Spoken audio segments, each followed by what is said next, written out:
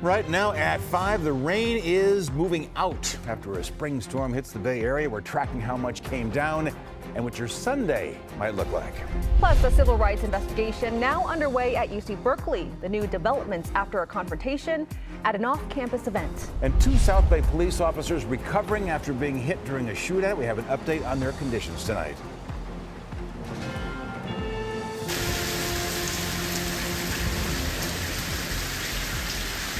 Good evening. A wet start to the weekend as a spring storm dumps rain all across the Bay Area. This is what it looked like in Oakland just this morning, and it was really coming down at SFO 2. You can see all those raindrops on the camera there and the wet runway as a plane took off earlier today. All that rain moving out tonight. Taking a live look across the Bay Area.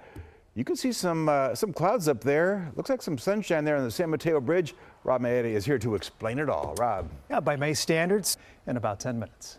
Thanks, Rob. And as Rob mentioned, snow is falling in the Sierra right now. I-80 is shut down in both directions due to spinouts, and chains are required on Highway 50. Now, this is what it looks like on Highway 50 near Sierra at Tahoe. You can see snow covering the roads here as cars slowly make their way to the summit.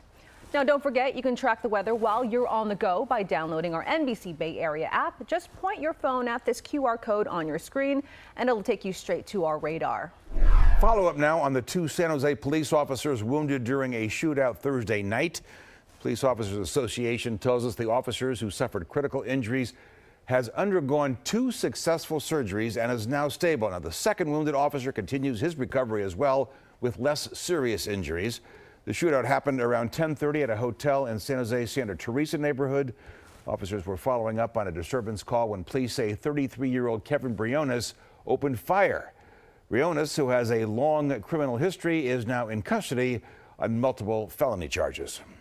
Now, we are also learning more about the suspect in a freeway shooting that shut down Interstate 80 in Solano County for hours. Late last night, the CHP gave an update that the suspect was still alive after he apparently shot himself inside his own car. Initially, officers said the man was dead at the scene, but we now know first responders were able to revive him at the hospital, where he remains right now in critical condition. Now, the chase started on Highway 101 in Sonoma County after a woman reported someone firing a shot and hitting her car. Officers chased the suspect to I-80 in Fairfield, where he refused to surrender, they say, causing an hours-long closure and massive freeway backup.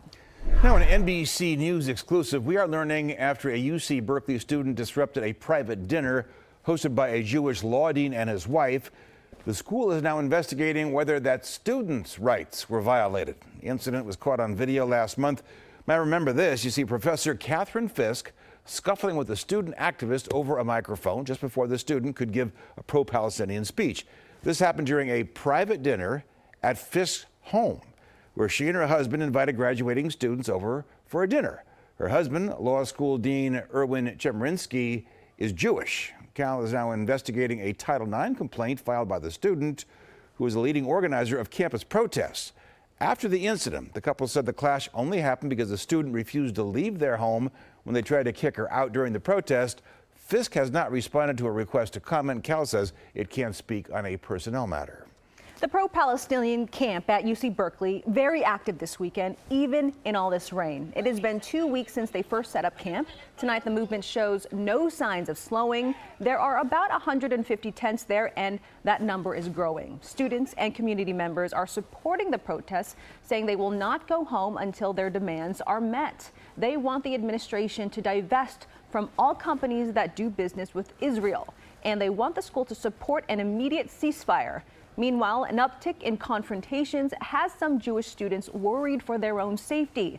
The school has increased security, they say, and is offering to escort students who feel uncomfortable. The pro-Palestinian encampment at San Francisco State continues to grow. It began Monday with perhaps 25 tents there, and as you see, it's far more than that today. Organizers say because of donations of tents and tarps from the community, the rain did not impact demonstrators or food supplies there. The demands include disclose university investments with companies doing business with Israel and divest immediately. We want the CSU to be transparent about where they are sending our money, and we want them to recognize and to divest from that funding so that we are not funding a war through our college tuition. A spokesperson for the encampment says there will be a rally Monday afternoon, and they're hoping University President Lynn Mahoney will be there to respond to their demands. Now, USC is taking a firm stance now against some pro-Palestinian protesters. The university announced it will start conducting disciplinary reviews for some students involved. It says the reviews will apply to students that violated laws and school policies. USC also says police will remain on campus through the rest of the school year and into graduation. Meanwhile, USC is changing its graduation plans. First, the school canceled the annual ceremony. But just 2 days ago, USC announced another celebration event at the LA Memorial Coliseum for families and students. There will also be separate ceremonies for specific majors. New developments tonight in the Israel-Hamas war. The White House says a deal for a ceasefire and hostage exchange may be close to happening. A delegation from Hamas is in Cairo tonight. Egyptian media is reporting that there's noticeable progress in ceasefire talks, but no announcement is expected tonight. Israel officials say they will not agree to end the war as part of a deal to release hostages. They also say even if there is a temporary ceasefire, the Israeli military will enter Rafah in southern Gaza and destroy the remaining Hamas battalions. The United Nations says if Israel carries out a military offensive in Rafah, hundreds of thousands of people will be in danger. A tragic end to the search for 2 Australians and a San Diego man who disappeared during a surfing trip in Mexico. Mexican officials said today they found 4 bodies in Baja California near where the men were camping. They're waiting for test results, but believe the bodies recovered are the missing men and possibly another person who was traveling with them. The FBI is now involved. They say 3 people are under investigation in connection with this case. Drug cartels are active in the area, but authorities are not saying how or why they believe the men died. Still ahead, an East Bay comic book store hosting its last free comic day. But wait a second here, they say it's not necessarily the end of their story. Plus, Cinco de Mayo celebrations begin in the South Bay. The event's already underway, and the road closures you'll want to know about. In the East Bay, it is the perhaps final chapter for a comic book store that started a movement. That's right. Flying Colors Comic in Concord held their first free comic book day more than 20 years ago. And then today it held its final one at this location. That's because, as Chrissy Smith tells us, this is not the end of their story. Flying Colors Comic Area News. Excitement is building today for Cinco de Mayo. Celebrations were in full swing early this morning in downtown San Jose. Lots of people came out to a Cinco de Mayo themed car show. It took place in front of the SAP Center and Barack Obama Boulevard. Hundreds of lowrider cars cruised through the streets. Several food trucks were there and a beer garden were also set up. Organizers say the car show is a way to come together and showcase their culture. It's a culture and it's our passion that we're into cars or trucks.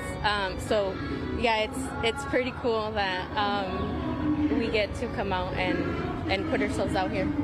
And it's not just the cars. There was also different entertainment, including a mariachi band and cultural dances. Awards were also given out to honor some of those lowrider cars. Very cool. And a heads up, if you have plans in San Jose tonight, there are some road closures you need to know about. One lane of South Market Street around Plaza to Cesar Chavez is closed right now for the Cinco de Mayo Salsa Festival. It's expected to reopen at 9 tonight. Now check out the road closures for tomorrow's festivities as well.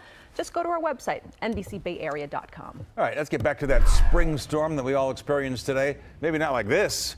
To this area we go. This video just posted a couple hours ago in Cisco Grove near I-80, and you can see the snow coming down. A live look at Palisades, Tahoe for you right now. What are we looking at? I think we got too much snow. Is that it, Rob? Too much snow. We got snow and ice on the camera. So that really was Palisades. We weren't kidding about that. Resort closed anyway right now. Opens at 9 tomorrow morning if you want some fresh powder to ski on. Calendar says May, but January, clearly. There right now. We got temperatures in the 20s. Keep an eye on that. Trending a little bit cooler as we head towards next weekend. You're not suggesting. I don't want to talk about it. Okay. We've had such bad luck on weekends. This weather's Let's already get through been this one. It's already been kind of all over the place. It has been. It has. Midweek looks great, though. We know that. All right, let's stick to that. Thanks, Rob. Up next, Bay Area Breaker is getting ready for Paris. We'll break down the moves you need to know ahead of the Olympic Games. The Paris Olympics are now just about 2.5 months away. And as we count down to the Games, we're taking a closer look at a sport that's making its Olympic debut. We're talking about breaking. Tonight, the Elephant Graveyard Crew gives us a demo of some of the sport's basic elements to get you ready for Paris. NBC Bay Area is your home for all things Olympics. Our Jessica Aguirre is going to be in Paris, bringing you stories about our local athletes, the opening ceremony. 83 days away. You better believe we're counting it down. You can watch it right here on NBC Bay Area. It starts July 26th. Now, you watched it right here on NBC Bay Area. Who's it going to be? Oh, it's a photo of the Derby. That's it. That's what you watched right here. The 150th running of the Kentucky Derby. And as you can see, the end was incredibly dramatic. At first, it wasn't clear who won. Wow. Turns out Mystic Dan finished just ahead of Sierra Leone. Way to go, Dan. Sierra Leone has a reputation for being a deep closer, holding off for much of the race and then charging ahead on the final stretch. But today, it just wasn't enough. Wow. Mystic Dan, who entered at 16-1 odds, took the trophy and the $3.1 million purse. I'm just looking at this finish again. It's a nose, a hair. It is. They always say one by a nose. This was like one by a nostril. So you guys don't know this, but Terry right now has horseshoes on his tie, I do. so he's very committed to this story. Yeah, I am very committed to this story. It was, It's on purpose, right? Yes, it is. Today it is. Yes, last time I wore it, there we go. Oh, yeah, all these little horseshoes. Yeah, horseshoes all kind of configured around each other. And I'm told it's a really cool tie. And on this day, it's the perfect tie. The perfect tie. Yes, all right. Still ahead. An NBC Bay Area runners braving the rain in San Francisco. The event putting a spotlight on the AAPI community.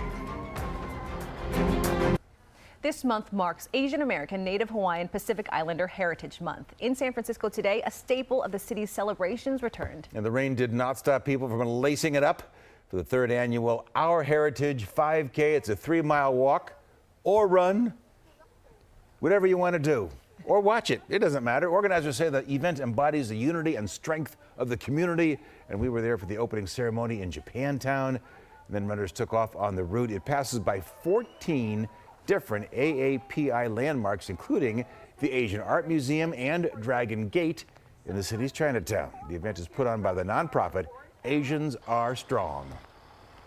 This is my favorite event of our organization that we put on. So to have it grow and be well received and to see people really care about it means everything to us.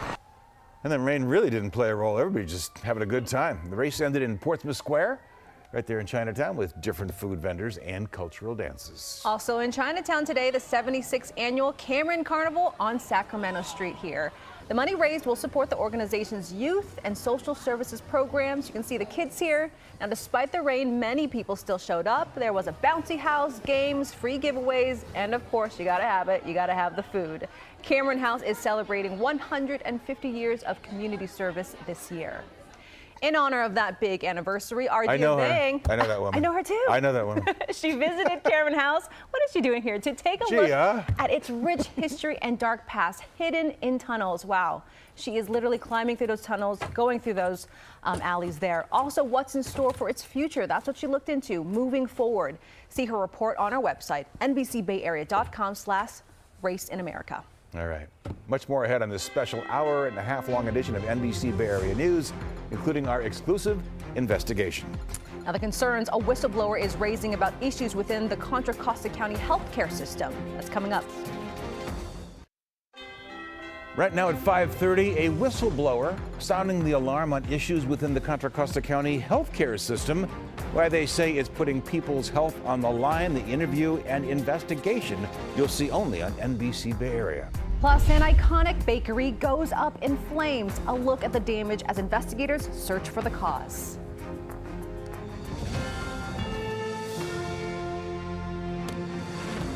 The news at 5:30 starts right now. Thanks for joining us. I'm Terry McSweeney. And I'm Candice Nguyen. Gia has the evening off.